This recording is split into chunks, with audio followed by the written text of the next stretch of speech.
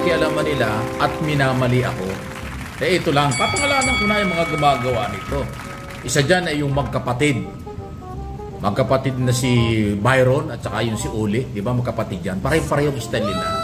Kinakausap yung video ko tapos ungol lang ungol. Ano ba? Mga bakla ba kayo? Tatanong lang ako, bakla ba kayo? May tanong kaya kay Captain Ninyo Barsaga. Kuya Mike, naka-live ako! Ni Ninyo Barsaga ito mga ito dahil sila magkakasama ng araw. Ninyo, nakikinig ka ba? Kuya Mike, naka-live ako! Ito kinakausap yung video ko. Tapos, ungol lang ungol. Lalo si Banat Bay, bakla ba yan? Kasi sabi niya, ganon. O bakit siya ungol lang ungol doon sa aking video? Kinakausap yung video ko, tapos minamali ako, tapos ungol lang ungol. Matagal lang ginagawa ng magkapatid na yan eh. Kaya tuloy ako nagtatanong, mga bakla ba kayo? Bakit yung nakakatuwaan yung aking content? Ay, nagtatanong lang ha. Wow, kayo magagalit. Pero kung magalit kayo, bahala kayo sa buhay nyo. Huwag ka nga gumawa ng kwento. Hindi ko nakikialaman. Hindi ko nga ginagamit ng mga video nyo dahil hindi ko ugali mang gamit ng video nung may video. Maliban lang kung lehitimong media, yan, ginagamit ko. Kasi lehitimong media, mayroon akong tiwala. Pero sa inyo, ay wala. Yun ang tanong ko, bakit? Meron pang isa dyan, yun si Badong Atis. Badong Atis, ano ba yan? Badong Aratilis. 2 taon na rin akong tinitira niyan. Ang babaw ng argumento. At tapos nakita ko isang araw, teka muna. Parang matandang walang tinandaan. Aba, nagpapakita ng nipple sa harap ng camera. At saka kumakain ng mikropono. Ano yun? Tapos sinusumbatan, parang naniningil sa SMNI. Kaya kung galing ako ng SMNI, hindi ako naniningil dyan. Sinisingil ng SMNI. Wala daw nito siya tinutulungan ng SMNI. Bakit yung iba lang daw? Ano yun? Ano ba klase mga vlogger ito mga ito? Kayo ba yung dapat kapanipaniwala? Kayo ba yung nanghihikayat ng taong bayan na samahan kayo para sa inyong pinaglalaban? Pro Duterte, puro kibuloy kayo, kung ano-ano? Ano yan mga galaw nyo yan? Ha? Nako, ang tingnaw po si Maharlika ay hindi pa rin po sumasagot. Saan? Hindi pa rin sumasagot si Maharlika doon po sa inilabas ni Mima ng mga dokumento out of series. Huwag ka nga gumawa ng kwento. Yung asawa, pinatay yung asawa, nilason yung asawa. Napakabigat po niya. Nako. Hindi daw siya bumabanat.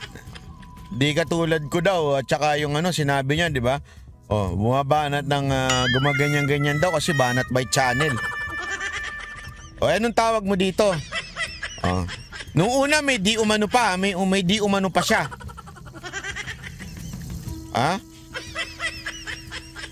May di umano pa siyang sinasabi na baka daw ginargar ni Maharlika yung asawa niya. Di umano. Sabi nito ni Mike Abe. Tapos tingnan ninyo Tingnan nyo Noong una may di umano. Tingnan nyo yung mga kasunod. Pero ilang araw na, going 4 days na itong isyong ito, nakakabingi ang katahimikan. Wala po akong nakikita. Kayo, may nakita na ba kayo? Na? Dineded man ni Maharlika. Yan. Paano nyo papaniwalaan niya? Nako. Kung totoo na siya isangkot sa pagkamatay ng kanyang asawa o hindi siya sumasagot, hindi niya alam kung paano niya sasagutin ito. So, parang sinasabi nga, bakit di siya sumasagot? So, ano ini-imply mo? Totoo yan. Dahil sa mga ebidensyang inilabas nung isa mong vlogger, yung bata mo. Style mo hindi ka bumabanat yan Anong ka? Hindi mo may paliwanag, hindi ka makapagpaliwanag samantalang lahat dito sa Pilipinas pinakikialaman mo. Ang buong pamilya ng Marcos or yung first family, si Pangulong Marcos, First Lady at kanyang mga anak, grabe kung siraan mo. Ang mga Pilipino kung lait-laitin mo sa buong mundo. Dahil pag sinira mo ang Pangulo, ang sinisira mo ay mamamayang Pilipino. Nakakala mo, hawak mo ang dokumento, akala mo naninira daw si Maharlika. Tingnan nga natin kung hindi ito sisiraan si Maharlika. Tingnan nga natin. Tulad ang sinasabi mo. Ngayon, nung paputokin niyang balitang di umano'y nilason mo yung asawa mo, bakit tahimik ka? Grabe, nilason daw. Maharlika, payag ka ba nun? Bakit ka daw tahimik? Sabi ni Mike Abe, nilason mo daw yung asawa mo. Mga paratang nyo talaga Buti na lang wala akong asawa, wala akong lalasunin. Di ba? tinatanong lang kita. Oh. Totoo ba yan? Totoo ba yan? Kasi hindi pwedeng pagtakpan yan. May krimen nangyari. Oh, totoo ba yan? Hindi pwedeng pagtakban kasi may krimen nangyari. Ano yun? Pag may krimen, kailangan mo ibulgar? Pag may krimen, kailangan mo ibulgar? Pambirang buhay, ere. Diba kaya nga pag may krimen talaga pinagtatakpan? Si Mike Abby, gulong kausap. O ito, 20 pesos, mag-usap kayo. Maghanap ka ng kausap. Posibleng mayroong krimen nangyari dahil mayroong di umano'y nawalang asawa. Totoo bang may asawa kang pinaglingkuran? Hindi pala nurse yan caregiver lang. Oh, I'm sorry, sa mga caregiver. Caregiver lang. O, caregiver lang pala kayo eh. Sabi ni Mike Abe, caregiver lang kayo. Hindi pala kayo nurse. Anong nurse? Caregiver lang pala kayo eh. Oh, ay grabe naman. So kayo mga caregiver, nilalanglang lang kayo ni Mike Abe. Caregiver lang kayo. Caregiver lang kayo, yun ang sabi. Iba daw, mataas ang nurse.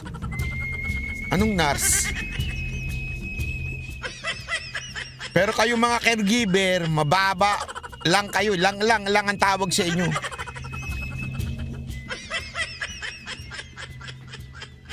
Ano kaya yung nurse? Pa siya nag-alaga ng senior citizen na 75 years old umano na Black American. At kahapon at isang araw, ang dami kong natanggap na mga information. Nangyayari pala talaga yan, yung paglalason, yung dahan-dahan kang papatayin, pinaiinom ka ng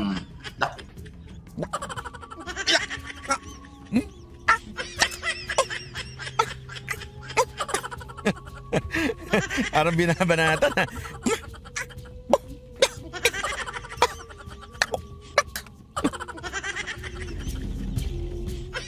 Hoy, totoo ba yan? Nilalason? Grabe naman yan. Totoo ba yung mga ganyan? Nanlalason daw kayo?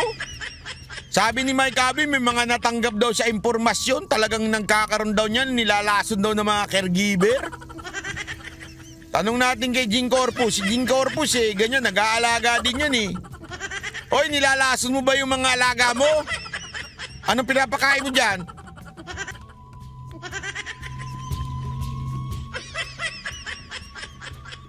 Grabe, mga caregiver daw nang lalason. Yari ka, Mike, sabi ni Randy.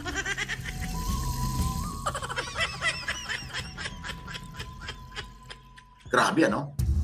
Hindi pala biglang pagkamatay yung ganun. Oh, ha? Parang paiinumin ka ng makakasira sa mga internal organ mo. Internal. Mga internal organ mo. Tapos dahan-dahan kang mamamatay. Kung totoo yan. Ganun po. Ganun daw po yung mga gamot na ginamit. Nako, sabi na galit na tuloy ito isang caregiver. Grabe ka, hindi mo alam kung gaano kahirap ang trabaho ng caregiver. Sabihan mo kami na nanlalason. Sabi nung iba, nagalit na. Internal. Oo nga eh. Oh. Caregiver din ako, loko ka Abe, mataas sahod namin syunga. Pag walang nurse, kami pumapalit, nag-a-assist. Grabe to si Mike Abe ah.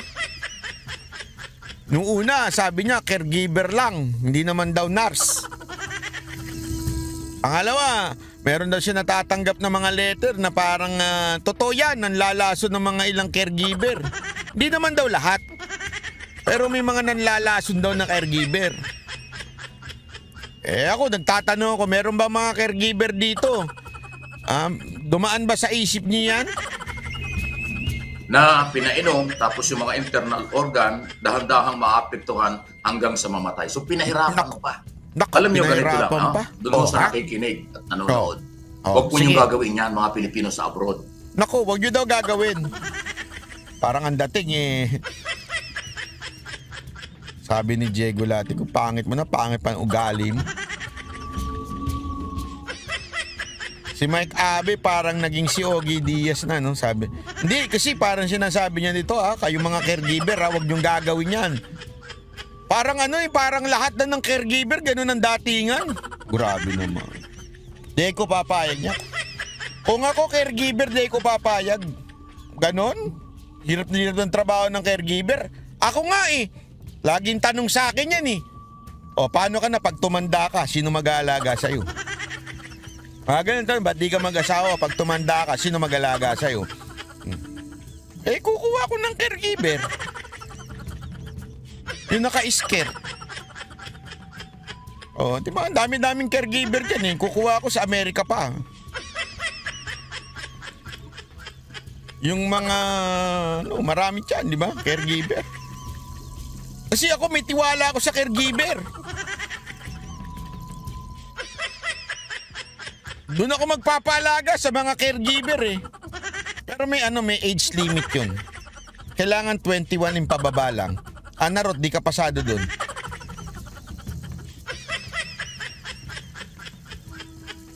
Meron ako requirement. Kailangan may pleasing personality. Caregiver may pleasing personality? Kung kayo po'y nagkaroon ng asawa dyan, meron pong divorce law. May batas dyan sa abroad na mayroong divorce. Pwede kayo mag-file ng divorce para maayos ang inyong paghihiwalay sa asawa. Walang kaso. Kasi pag sumang-ayon, yung inyong partner sa divorce, ay may proseso yan, magkakahiwalay kayo. Kaya sa Amerika, di ba, minsan isang linggo lang magkasama, nag-divorce na. Minsan isang taon lang, ilang buwan lang, nag-divorce na. Grabe, para mo sinasabi yung mga kababayan natin nagpupunta sa Amerika na nagpangasawang Amerikano, gusto lang ng visa, ganon? Gusto na ng green card? Di ko papayag ha? Di ko papayag yan. May mga tita ko na asawa nila puti. Hanggang ngayon sila pa. Sweetik pa sila ngayon. Sweet na sweet pa sila. Di ko papayag yan. Meron ako mga kamag-anak na asawa nila puti. Meron sa Canada. Meron sa Amerika. Mahal naman talaga nila eh. Nagkaroon nga sila ng bunga eh. Totoo. Tapos sasabihin mo, ganun lang ang iba nating mga kababayan. Di ako papayag doon. Sabi nga nung mga pilyo mag-isipin, nagtikiman lang. Hindi yata nalasahan kaya nag-divorce. Mga ganon. Grabe, nagtikiman.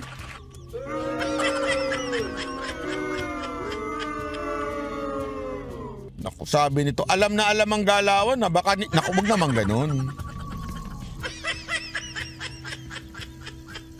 Payag ba kayo noon, mga caregiver? Nagtitikiman lang daw kayo? Di ko papayag nun. Di maganda yun. Di maganda ugali yung ganun.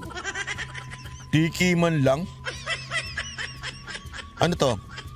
Tinikman ng ganun? Patikim nga. Dinilaan yung ano? Kaya tikiman lang eh. Hindi naman sabi nagkainan eh. Nagtikiman. Ganun ang tikiman. Paano magtikiman? Di ba? Pag titikman mo, tikman ko nga yung, kunwari, itong champ. Kunwari, titikman ko itong champ, kapiraso lang. Yan, parang tinikman ko lang. Yan, tikim lang ang tawag dyan. Konti lang, hindi naman talaga kinain. Ba't sa'yo naubos? Ewan ko nga ba eh. Tikiman lang. Sabi, baka kasi gawain niya yung ganun, tikiman.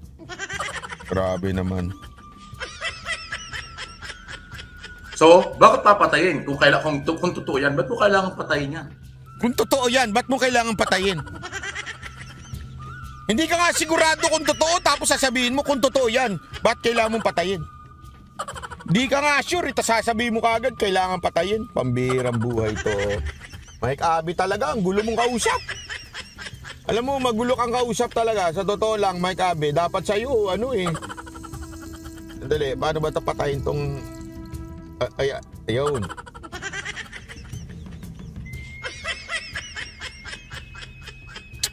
Di maganda yan. Parang... Mag-divorce kayo.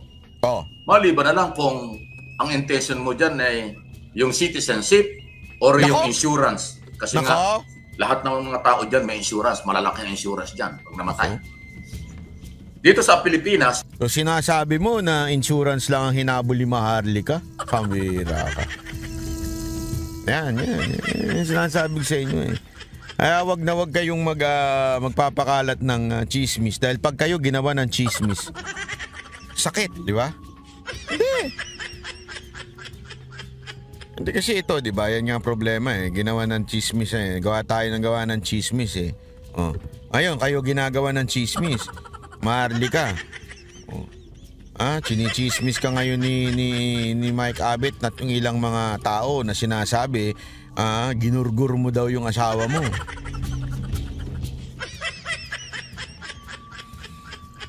Oh, di ba? Sakit niyan. Grabe, itim pa pala asawa ni Maharlika. O ano naman banat bahay kung itim? Malaki sapatos. Malaki yung mga sapatos ng mga itim ha. Kasi mga basketball player yung mga yan eh. Sabi ni Diego Latigo, puro chismisan na sa social media. Hindi kasi yan ang problema eh. Pag ginawan mo ng chismis yung kapwa mo, pag binalikan ka ng chismis, yari ka. Diba? Sabi ni Randall Bunaga, no, wasak na wasak si si Master Mac ba yun? Grabe. Walang divorce pero dito may annulment. So yung legal na paghihiwalay para walang problema. Pero pag hindi ka dumaan dyan sa mga prosesong yan, lalo na sa divorce, something wrong. Meron talagang masamang ginawa. Nako. Sir Boy Azul. Ayun, wasak na wasak si Nasty Mac.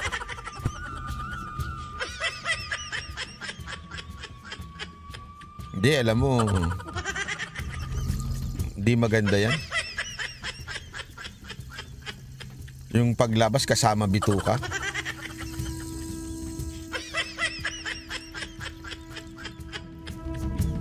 O, ano na naman ang iniisip nyo? Pag umechas, kasama bituka.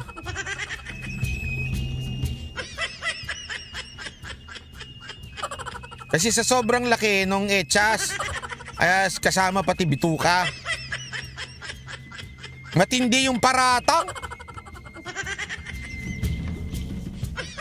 Sabi ni Randall Bunagan. Hindi ako, Randall Bunagan, naniniwala ka ba na ganyan ng mga kababayan natin nanlalason di umano?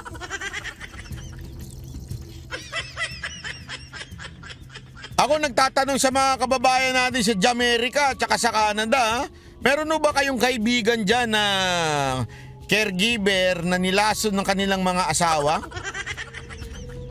Kasi parang ang dating dito kay Nasty Mac eh. Dito kay Mike Abe, parang normal lang yan. Thank you po, salamat po. Diba?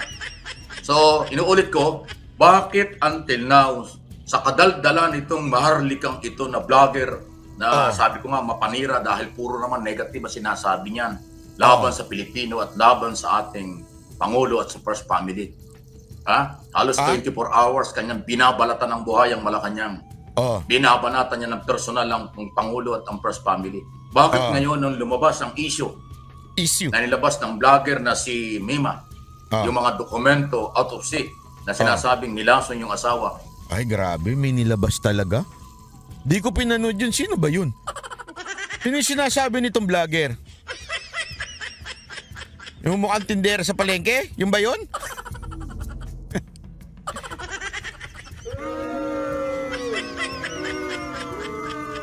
May nilabas daw na dokumento. Hindi ko napanood yun ha. Na talagang nagurgur daw yung asawa. Grabe yun. Napanood nyo ba yun? Napanood nyo? Hindi ko napanood yun eh. Di ako nanonood sa mga parang eh.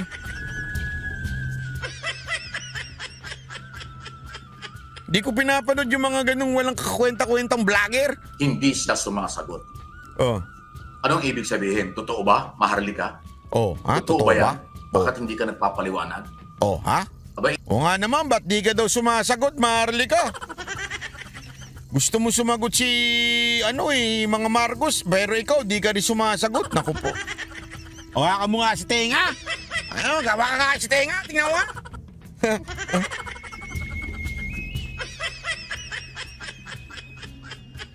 Sabi ni Randel Bunagan, kung ginawa ni Maharlika yun, dapat kulong na yan. Dito pa.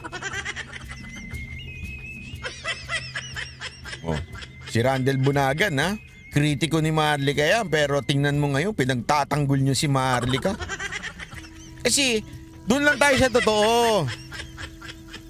Kahit ako, bakit ko dinidiscuss to? Kasi doon lang tayo sa totoo. Huwag tayo sa chismisan. Chismisan ng chismisan. Sisira na yung social media eh. Sa kakachismis nyo, puro chismisan na lang sa social media.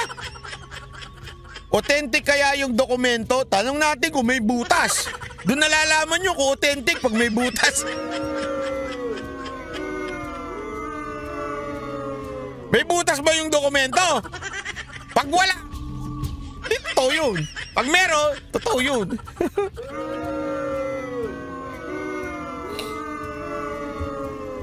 Ano sa tingin nyo? Hindi, ang problema ko dito, chismisan na nga, ibabalita mo pa, kukomentuhan mo pa. O tulad ko, nangukomento ako sa chismis. Hindi, alam mo, kaya ko kinukomentuhan ito kasi Mike Abe, sinasabi ko sa'yo, chismis yan tapos bigla mong kukomentuhan, mali ka dyan. O kahit ako nagkikritiko ko kay Maharlika, pag mali naman, wag naman ganun. Chismisan na nangyayari sa social media eh. Kawawa na yung mga social sa media. Nadadali yung mga social sa media. Isipin ng tao, totoo, pag hindi ka nagpaliwanag. Oo. Kung hindi... Ganon? Pag hindi ka sumagot, totoo na kagad? Ganon ba yon, Mike Abe? Hindi, Mike Abe, ako, may tanong lang ako sa'yo. Ganon na po ba yun? Pag hindi sumagot, totoo na? Sinagot mo na ba yung Raptor kung totoo yun sa'yo? Ako nagtatanong lang din. Hindi, let's follow your logic. Your logic, let's follow it. Sabi mo, pag hindi sumagot, totoo. Parang ganon ang dating. O, itanungin kita, totoo ba yung Raptor na sinasabi ng iba na binigyan ka ng Raptor? Totoo ba yun? Sagot! Yes or no?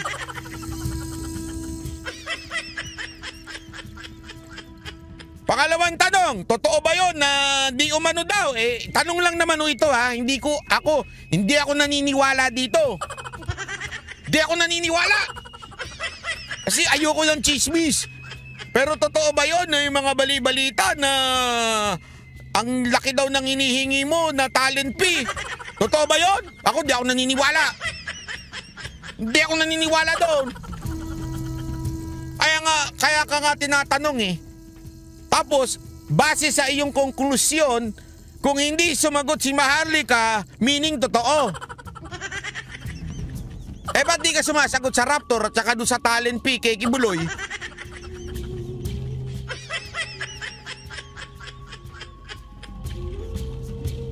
Ako nagtatanong lang ha.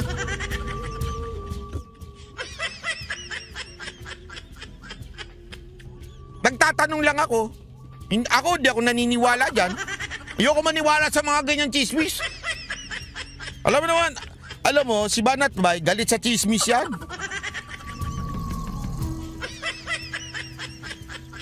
Kaya lang, yung konklusyon mo na pag hindi sumagot, ibig sabihin totoo. Yun ang konklusyon mo eh. Ito, tingnan mo. Yan totoo, napakabilis kasing bilis ng kidlat ang iyong pagsagot. Sigurado yan. Nung pumutok kay Mima, yung istorya niyan, malamang wala pang isang oras, sumagot ka na. Kasing bilis ka ng kidlat ang iyong pagdidepensa at pagsagot. Kung hindi totoo yan. Bakit di ka sumasagot tungkol dun sa Raptor at saka dun sa talent fee? Di umano, ha? Yung kinikwento ng mga social media. Iyong sagot, wala kang iyong sagot.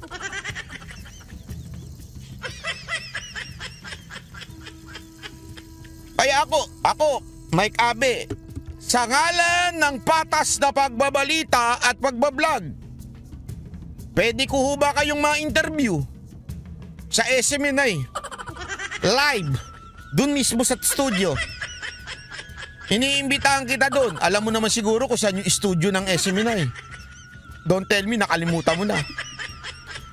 Tatanungin lang kita kung totoo yung mga bali-balita tungkol sa Raptor at yung paghingi mo. Di umano. Ha? Ako hindi ako naniniwala. Hindi ako naniniwala. Kasi I always give the benefit of the doubt. I do not believe on chismis.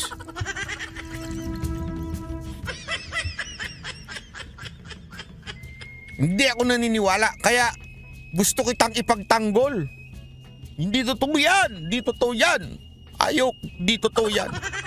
Kaya lang, Mike Abe, according mismo sa iyong sinabi, pag hindi sumagot, tila guilty.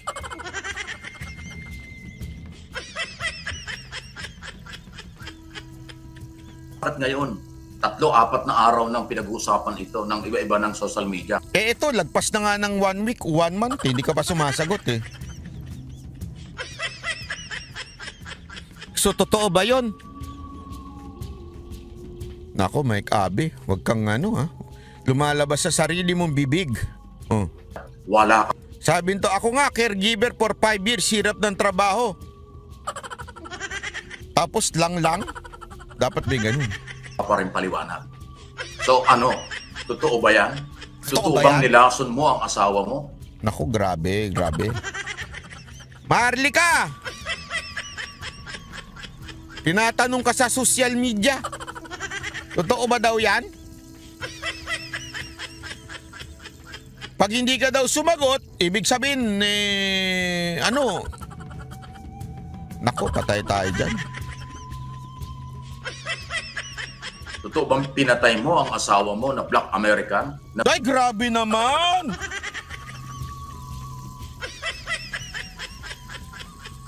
Mali ka naman doon.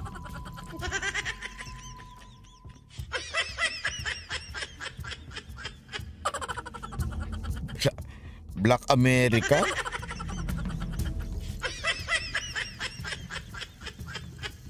Malupit yun, ha? Randel Bunagan. Ayokong ma-imagine. Di ko ini-imagine. Masakit sa mata.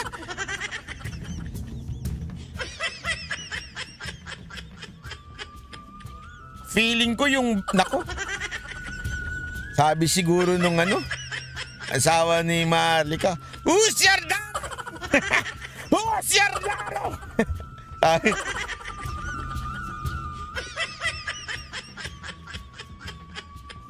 Huwag kang ganon.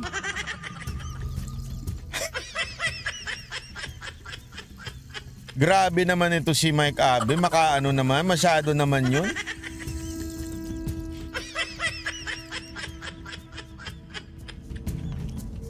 Alam mo, may pag-asa, Garski, may pag-asa si Boss Dada, Boss Dada, bagay kayo,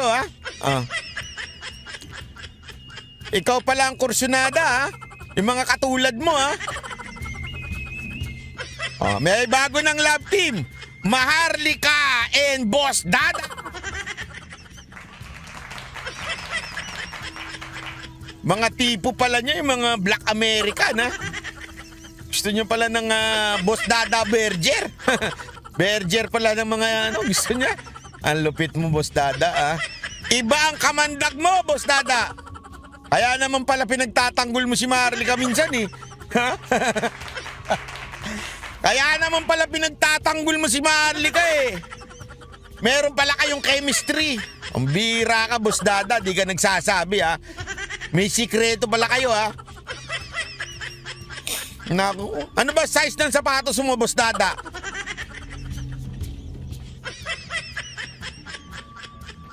Grabe, Huwag ganyan, Randel Bunagan, nyari ka. 75 years old. Tanong lang po ito. Tanong Kasi lang pag po hindi ito. mo na ipaliwanag ito, Boss Dada! Papakasalan ko na nga yan para matigil mo na. Batay tayo dyan. Baka magurgur ka rin dyan. Yari tayo dyan. Once you go black, you'll never go black.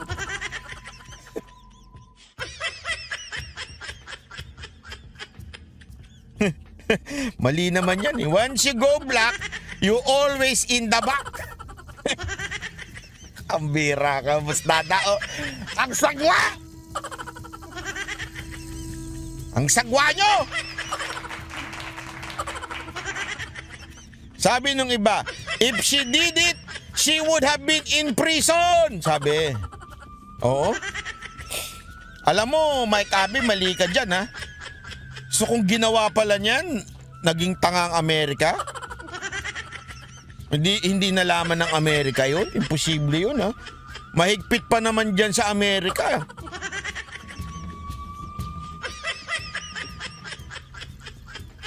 Talagang hindi ka na dapat paniwalaan.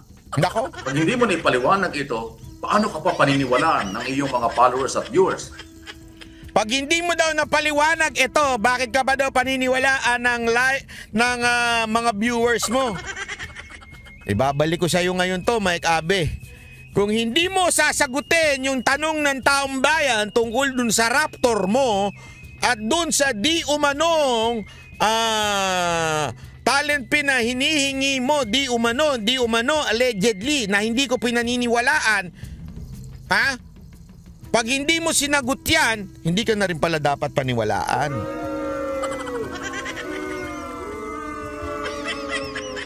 Kasi yun ang logic mo, Mike Abe. Pag hindi sinagot, posible. So meaning, hindi mo sinasagot yung di umanong Raptor at di umanong talent P. Ibig sabihin, di ka na rin dapat paniwalaan.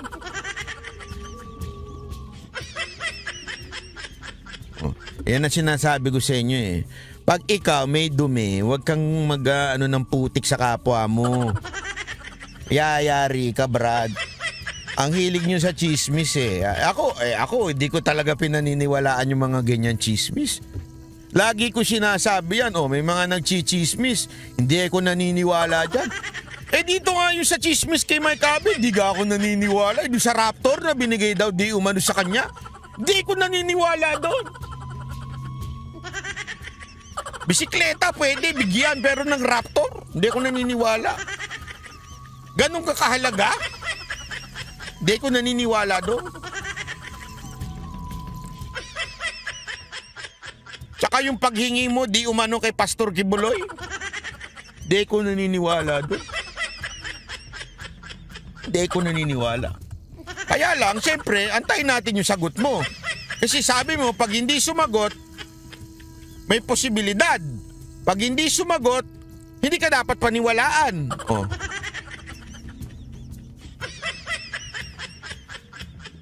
Mike Abe, balik sa'yo ngayon. Kung hindi ka sumagot, hindi ka dapat paniwalaan.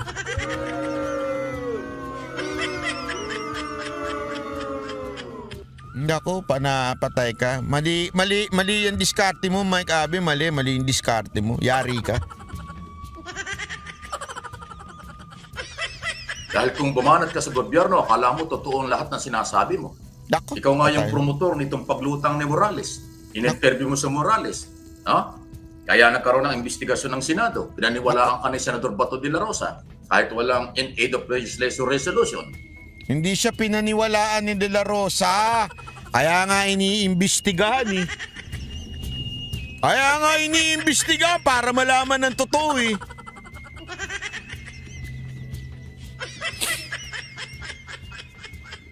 Mali na naman yung facts mo.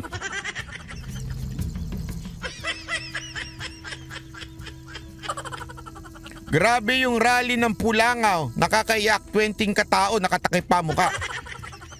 Nag-imbestiga siya. Dahil siya daw ang chairman ng committee. Ngayon, nagkakawindang-windang si Morales. Hindi nyo maipagtanggol. Di ba? Lumalabas na STL. Storytelling lie. Story. Hindi STL yun. Ay yun. Kabira. Kung story, ay. Hindi yun S. Labo nito ni Mike Abe, gulong kausap. Ayoko na sa'yo, gulong mong kausap. STL pero story. O di letter I. Ang bira oh.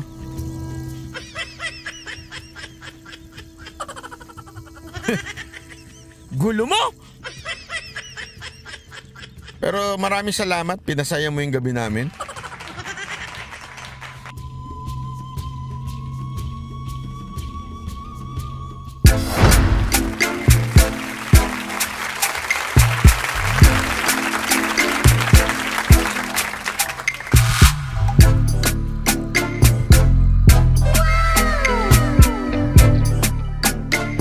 next performance will start momentarily.